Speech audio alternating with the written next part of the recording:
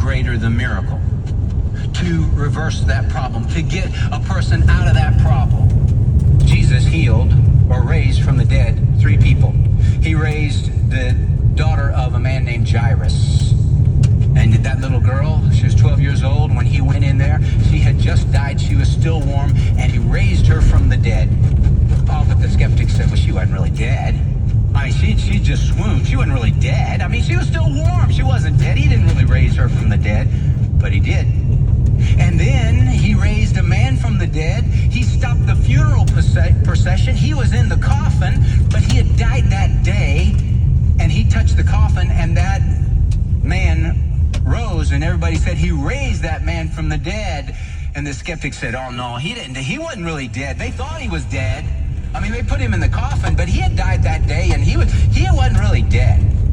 3rd person Jesus raised from the dead, Lazarus.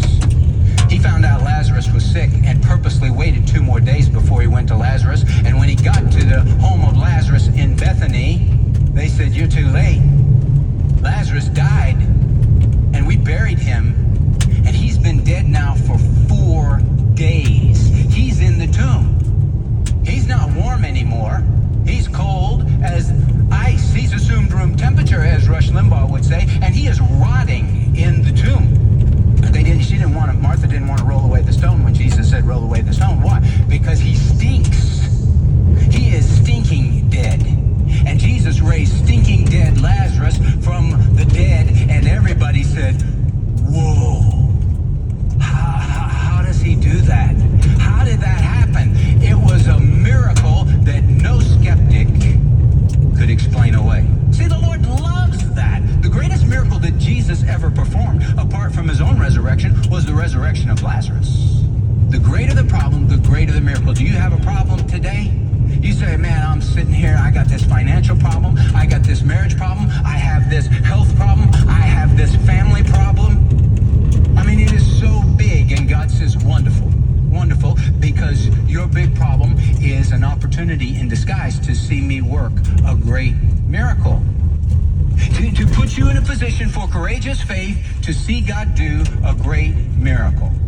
And remember this, God is at work in your situation even when you don't see it.